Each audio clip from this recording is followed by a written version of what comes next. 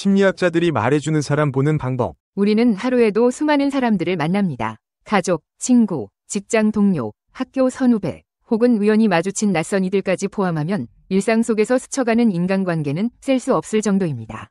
그런데도 우리는 정작 타인을 제대로 이해하거나 심지어 자신을 객관적으로 바라보는 일조차 쉽지 않다는 것을 자주 깨닫습니다. 그래서 많은 사람들이 어떻게 하면 사람을 제대로 볼 수 있을까? 라는 질문을 던지곤 합니다. 심리학은 인간의 생각과 감정, 그리고 행동을 과학적으로 탐구하는 학문입니다. 따라서 사람을 보는 방법을 이야기할 때 심리학자들은 관찰과 실험, 임상 면담과 심리검사 등을 통해 축적해온 지식과 경험을 풍부하게 활용합니다. 특히 타인의 행동이나 말을 통해 그 사람의 내면, 성격적 특성, 현재의 심리 상태 등을 추론하는 과정은 결코 단순하지 않지만 충분한 이론적 배경과 사례 연구가 뒷받침된다면 한층 더 체계적이고 심층적인 이해가 가능해집니다. 여기서는 일상에서 마주치는 다양한 사람들의 모습 속에 담긴 심리학적 의미를 탐색하고 이를 바라보는 여러 이론적 실천적 관점을 소개하고자 합니다. 1. 공감 능력이 뛰어난 사람. 공감 능력이 뛰어나다는 것은 타인의 감정을 섬세하게 파악하고 이에 깊이 동조하는 능력을 말합니다. 심리학에서는 이를 감정이입 혹은 정서적 공감이라 부르기도 합니다. 이러한 사람들은 주변에 힘들어하는 이가 있을 때 먼저 다가가고 무슨 일 있어? 라는 짧은 한마디로도 상대의 마음을 열어줍니다. 인본주의 심리학자 칼 로저스는 상담에서 공감적 이해를 강조했습니다. 진정한 공감은 상대가 처한 상황과 감정을 마치 자신의 것처럼 느끼되 동시에 나와 타인의 경계를 유지하면서 그를 존중하는 태도를 뜻합니다. 공감 능력이 뛰어난 사람들은 사회적 관계에서 안정된 지지를 제공하며 협력과 상생 분위기를 조성하는 데 중요한 역할을 합니다. 2. 자주 눈을 마주치며 대화하는 사람. 의사소통에서 눈맞춤은 신뢰와 친근감 또는 권위와 주도권을 드러내는 주요한 비언어적 단서가 됩니다. 자주 눈을 마주치며 대화하는 사람들은 상대방에게 집중하고 있음을 표현하고 자신이 말하는 내용에 대한 자신감이나 솔직함을 전달하려 합니다. 행동주의 심리학에서는 이러한 눈맞춤의 빈도와 지속시간이 대인관계의 질적 수준을 가늠하는 지표가 될 수 있다고 봅니다. 하지만 문화적 차이도 있음을 주의해야 합니다. 서양 문화권에서는 눈을 자주 맞추는 것을 예의와 관심으로 해석하는 경향이 강한 반면 동양 문화권에서는 경우에 따라 눈을 오래 마주치는 것을 무례로 여기기도 합니다.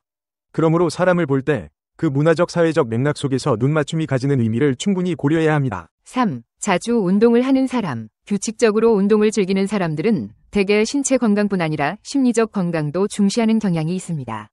행동주의 이론의 강화 개념을 적용해 본다면 운동을 통해 얻는 기분 좋은 피로감과 성취감 혹은 주변의 긍정적 평가가 운동 습관을 고착화시키는 보상으로 작용하기도 합니다. 또한 생물학적 관점에서는 규칙적인 운동이 뇌에서 분비되는 엔도르핀이나 세로토닌과 같은 신경 전달 물질을 증가시켜 기분을 좋게 하고 스트레스를 낮추는 효과가 있음을 지적합니다.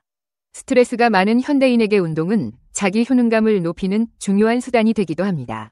오늘도 30분 뛰었다. 어제보다 1kg 감량했다. 같은 작은 성취가 쌓여 전반적인 삶의 만족도와 자신감을 향상시키는 계기가 되는 것입니다. 4. 항상 일정이 바쁜 사람. 일정이 빼곡한 사람을 볼 때 우리는 그들이 매우 목표지향적이며 부지런하다는 인상을 받습니다. 이러한 사람들은 새로운 프로젝트나 활동에 적극적으로 참여하고 끊임없이 자기 개발을 추구합니다. 자기결정 이론에 따르면 인간은 누구나 유능감, 관계성, 자율성의 욕구를 가지고 있습니다. 일정이 바쁜 사람들은 자신의 유능감을 증명하고 싶어하는 동기가 강해 여러 과업을 동시에 수행하며 삶을 더욱 풍성하게 만들려고 합니다. 그러나 과도하게 바쁜 일정으로 인한 번아웃 위험도 무시할 수 없습니다.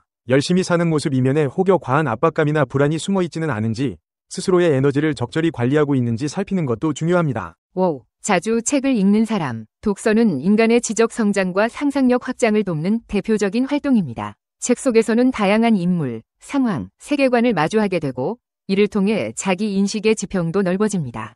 인지심리학자들은 스키마 이론을 통해 사람은 독서를 통해 머릿속에 축적된 지식 구조를 계속 확장하고 수정한다고 말합니다. 책을 많이 읽는 사람들은 보통 풍부한 어휘와 논리력을 갖추고 있어 대화에서 통찰력 있는 질문이나 의견을 제시할 때가 많습니다. 동시에 정서적 공감 능력 역시 확장될 수 있습니다. 다른 이 경험을 독서라는 간접 경험을 통해 미리 배우고 이해할 수 있기 때문입니다. 이처럼 독서는 단순히 정보 취득의 과정이 아니라 마음의 지평을 넓히고 자기 자신을 발견하는 통로가 되기도 합니다. 6. 의사결정을 빠르게 하는 사람. 누군가가 빠르게 결정을 내린다면 그 사람은 보통 명확한 목표나 가치관 혹은 풍부한 경험을 바탕으로 확신 있게 움직이는 스타일일 가능성이 큽니다. 인지심리학에서 의사결정은 여러 선택지 중에서 최적의를 찾는 복잡한 과정으로 보는데 결정 속도가 빠르다는 것은 정보 처리의 효율이 높거나 위존하는 판단 기준이 명확함을 의미합니다. 그러나 빠른 결정이 항상 옳은 결정을 보장하지는 않습니다. 일부 사람은 조급함이나 충동성으로 인해 충분히 고려하지 않은 채 성급하게 결정을 내릴 수 있으며 그 결과 예상치 못한 위험에 노출되기도 합니다. 따라서 빠른 결정 속도 뒤에는 해당 사람이 얼마나 넓은 시야와 유연성을 갖추고 있는지를 함께 살펴보는 것이 좋습니다. 7. 주변 사람들을 자주 관찰하는 사람. 주변 사람들을 유심히 살피는 것은 단순한 관음증적 태도와는 다릅니다. 높은 관찰력을 가진 사람들은 미묘한 표정 변화, 말투, 제스처 등을 통해 그 사람의 감정 상태를 빠르게 파악하고 이를 통해 대화를 유연하게 이끌거나 갈등 상황을 미리 예방할 수 있습니다. 정신분석학에서는 이런 관찰력이 어릴 때부터 발달한 결과일 수 있다고 봅니다. 예를 들어 어린 시절 부모의 기분이나 감정에 예민하게 반응해야 했던 환경에서 자란 이들은 다른 사람의 미세한 정서 변화를 잘 읽어내는 능력을 키우기도 합니다. 이러한 관찰력이 높을수록 대인관계에서 유리한 측면도 있지만 동시에 과도한 예민함으로 인해 자신이 피로해지거나 주변의 감정에 과도하게 동화되어 스트레스를 받을 수도 있습니다. 8. 질문을 많이 하는 사람. 왜? 어떻게? 그건 무슨 의미야? 라는 식으로 끊임없이 질문을 던지는 사람을 만난다면 그들은 대개 지적 호기심이 왕성하고 학습 욕구가 높은 편일 가능성이 큽니다. 인지주의 심리학에서는 호기심이 학습 동기를 높이는 핵심 요인이라고 봅니다. 새로운 정보를 탐색하고 자신의 지적 세계를 확장하는 것을 즐기기 때문에 그들은 늘 머릿속에 물음표를 달고 살아갑니다. 일상 대화나 토론에서도 이들은 대화 파트너가 미처 생각하지 못했던 관점이나 의문을 제시하여 이야기 흐름을 풍성하게 만듭니다.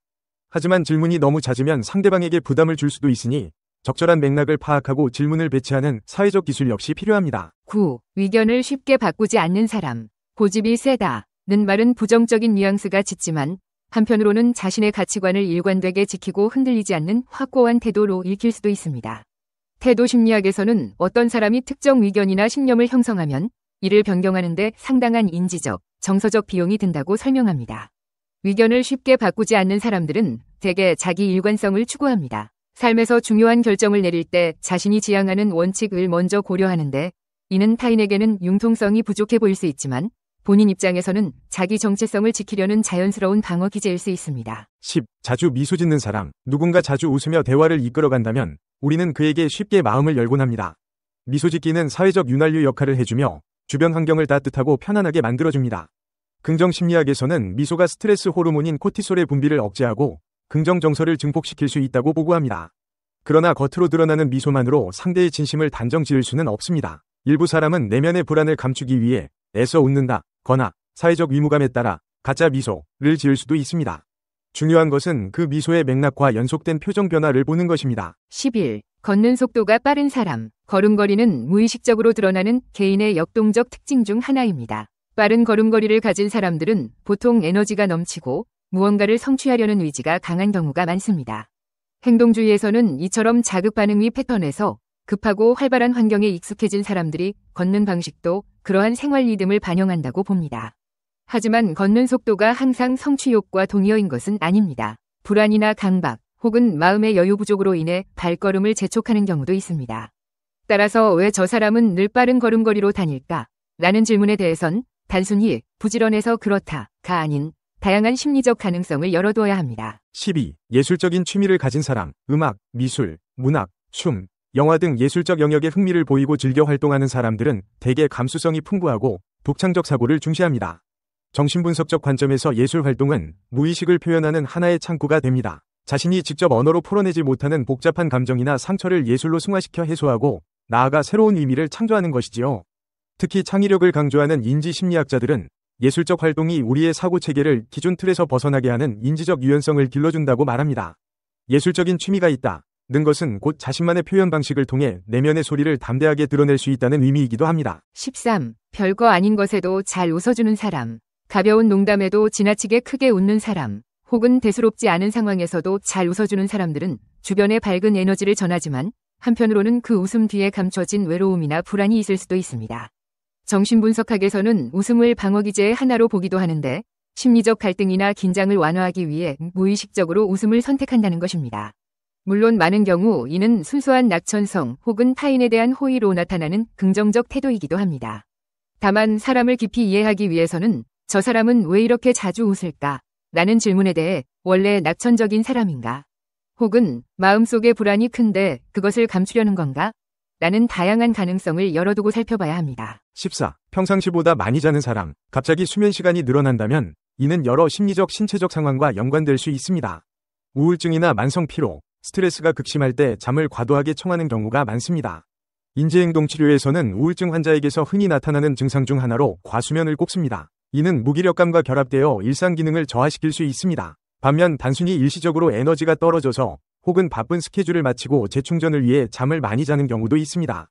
그러므로 최근에 유난히 잠만 잔다는 말이 들리면 그 사람의 전체적 맥락, 즉 일상의 변화가 있었는지, 감정적으로 힘든 일이 있었는지, 육체적으로 지쳤는지 등을 함께 살펴야 합니다. 15. 말을 조금밖에 안 하지만 말할 땐 빠르게 말하는 사람. 말수가 적은데 막상 말하기 시작하면 빠르게 쏟아내는 사람을 보면 심리학자들은 그 이면에 강한 긴장감이나 불안, 혹은 마음속에 정리되지 않은 생각들이 숨어 있을 수 있다고 해석하기도 합니다.